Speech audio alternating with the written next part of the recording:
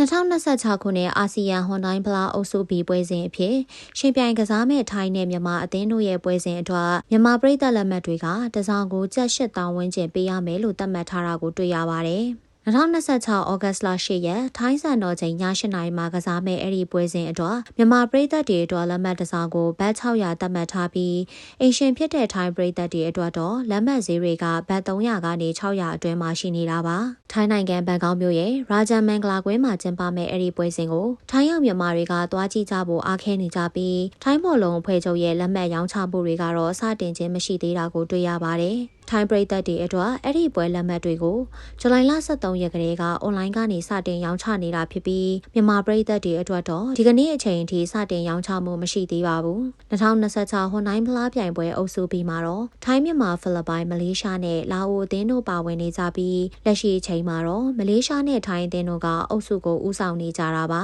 မလေးရှားအသင်းကအုပ်စုအဖွင့်ပွဲမှာမြန်မာကို2-9နဲ့နိုင်ခဲ့တယ်လို့ဒုတိယပွဲမှာလည်းလာအိုကို4-9မရှိနဲ့နိုင်ခဲ့တာကြောင့်အုပ်စုပထမနေရာကနေဦးဆောင်နေပြီးအုပ်စုဒုတိယနေရာကထိုင်းကတော့အဖွင့်ပွဲမှာလာအိုကို9-9မရှိနဲ့နိုင်ခဲ့တာမို့တပွဲပဲကစားရသေးပေမဲ့ဒုတိယနေရာကနေဦးဆောင်ခွင့်ရနေတာဖြစ်ပါတယ်။နီးပြအပြောင်းလဲပြုလုပ်ထားပြီးပြည်သက်တွေရဲ့စိတ်ဝင်စားမှုကိုရနေတဲ့မြန်မာအသင်းကတော့အဖွင့်ပွဲမှာမလေးရှားကိုရှုံးခဲ့ပေမဲ့မနေ့ကကစားခဲ့တဲ့ပွဲစဉ်မှာဖိလစ်ပိုင်ကိုဂိုးပြတ်နိုင်ခဲ့တာမို့အုပ်စုတတိယနေရာကနေရပ်တည်နိုင်ခဲ့ပါတယ်။မြန်မာအသင်းအနေနဲ့တော့လာမယ့်ပွဲစဉ်မှာလာအိုအသင်းကိုအင်ရှင်အဖြစ်လက်ခံကစားရမှာဖြစ်ပြီးထိုင်းအသင်းနဲ့ကစားရမယ့်ပွဲကနောက်တစ်ဆင့်တက်ဖို့အဆုံးအဖြတ်ဖြစ်လာဖို့ရှိနေပါတယ်။